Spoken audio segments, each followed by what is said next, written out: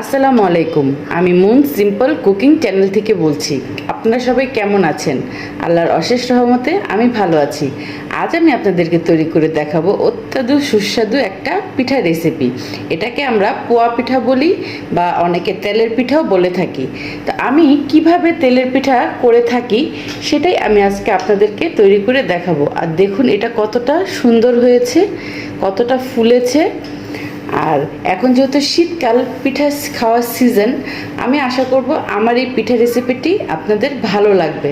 তো চলুন দেখে নিই আমাদের তেলের পিঠা তৈরি করতে কি কি উপকরণ লাগে। আর আরেকটা কথা, যদি আমার এই ভিডিওগুলো আপনাদের ভালো লেগে থাকে অবশ্যই আমার চ্যানেলটিকে আপনারা লাইক দিবেন, কমেন্ট করবেন এবং ফ্যামিলি অ্যান্ড ফ্রেন্ডস মেম্বারদের সাথে এটি শেয়ার করবেন। তো চলুন দেখে নিই আমাদের তেলের পিঠা বানাতে কি কি লাগে। তো দেখে নিন আমাদের তেলের পিঠা বা পোয়া পিঠা বানাতে কি কি উপকরণ লাগবে। প্রথমত আমরা নিয়েছি এখানে গুড়ের রস। আমরা এখানে গুড় ভিজিয়ে এটাকে রস করে নিয়েছি। তার সাথে নিয়েছি এখানে ময়দা 1 কাপ, চালের গুঁড়া 1 কাপ, নারিকেল 1 কাপ, চিনি আধা কাপ, বেকিং পাউডার 1 চা চামচ, লবণ স্বাদ অনুযায়ী, আর এই মিশ্রণটা গোলানোর জন্য কুসুম গরম পানি পরিমাপ মতো, আর ভাজার জন্য তেল। তো এগুলি দিয়ে আমাদের হয়ে যাবে তেলের পিঠা বা পোয়া পিঠা। আর আমি নারিকেলটা দিয়েছি অপশনাল, যদি আপনাদের ভালো লাগে আপনারা দিতে পারেন, আবার না দিলেও চলবে। তো চলুন দেখে নিই আমরা কিভাবে এটি করি। প্রথমত আমরা একটা বল নিয়েছি, তাতে আমরা এই ময়দার মিশ্রণটা দিয়ে দিলাম। এটি একটি সহজ পদ্ধতির পিঠা, যে কেউই আপনারা বানিয়ে খেতে পারবেন। তার সাথে দিয়ে দিলাম এই চালের গুঁড়াটা, তার সাথে দিয়ে দিলাম চিনি। আপনারা এটা সম্পূর্ণ চিনি দিয়েও করতে পারবেন, আবার সম্পূর্ণ গুড় দিয়েও করতে পারবেন। আমি মিক্স করে করছি। তার সাথে দিয়ে দিব এখানে বেকিং পাউডার। আমি যে কোনো মিষ্টি জাতীয় জিনিসে একটু লবণ পছন্দ করি, তার জন্য পিঞ্চ অফ সল্ট, এটা জাস্ট স্বাদ অনুযায়ী দিয়ে আমরা এটাকে একটু নেড়ে নিব। নিয়ে আমরা এই যে গুড় দিয়ে পানিটা রেডি করে রেখেছিলাম সেটা দিয়ে দিব।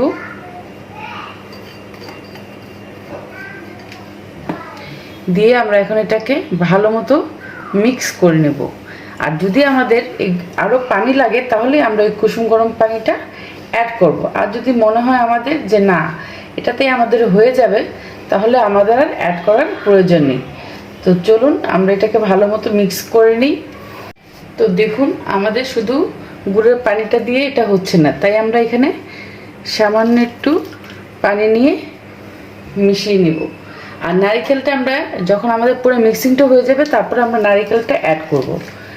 তা দেখে নিই আমাদের মিশ্রণটা। তো চলুন আমি মিশিয়ে আপনাদের কাছে ফিরে আসি। তো দেখুন আমাদের মিক্সচারটা হয়ে গিয়েছে। এখন আমরা এটার মধ্যে এই নারিকেলটা দিয়ে দিব। দিয়ে আমরা এটাকে আবার একটু ভালো মতো নেড়ে নেব। নেড়ে আমরা একটা ঘন ব্যাটার তৈরি করব।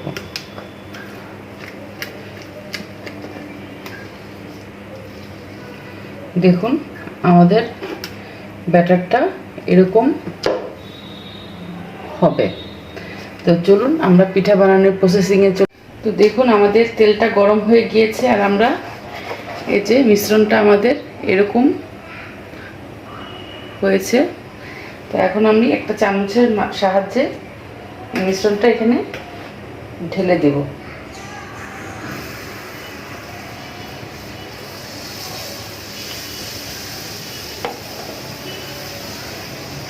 তো দেখুন আমাদের পিঠাটা হচ্ছে। তো দেখুন আমার পিঠাটা হয়ে গিয়েছে, আমি আপনাদেরকে দেখাচ্ছি। এটা একটু আস্তে আস্তে ভাজতে হয়, দেখেছেন কতটা সুন্দর হয়েছে আমার পিঠাটা। তো চলুন আমরা আরেকটা আপনাদের দেখাচ্ছি বানিয়ে। আস্তে করে ছেড়ে দিবেন, যখন দেখবেন নিজের থেকে উঠে আসছে তখন পিঠাটাকে উল্টাবেন। তার আগে পিঠা উল্টাতে গেলে পিঠা ভেঙে যাওয়ার সম্ভাবনা থাকে। আর দেখুন আমার এই পিঠাটা কতটা সুন্দর হয়েছে, একদম সব দিক দিয়ে পারফেক্ট হয়েছে। আর আমি যেহেতু এটা নারকেল দিয়ে করেছি এর জন্য এটা এরকম হয়েছে। আপনি নারকেল ছাড়া করলে একদম পারফেক্ট তেলের পিঠার শেপ আসবে।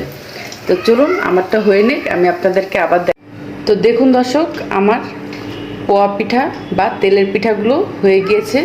কত সুন্দর হয়েছে আমার পিঠাগুলো, দেখেছেন? এই যে কত সুন্দর করে ফুলেছে। তো আশা করব আমার এই রেসিপিটি আপনাদের ভালো লাগবে। যদি আমার এই রেসিপিটি আপনাদের ভালো লেগে থাকে অবশ্যই আমার চ্যানেলটিকে সাবস্ক্রাইব করে দিবেন। আর এখন শীতকাল, আপনারা অবশ্যই গরম গরম পিঠা বানিয়ে খাবেন। তো চলুন আজ এ পর্যন্তই। আল্লাহ হাফেজ, আসসালাম।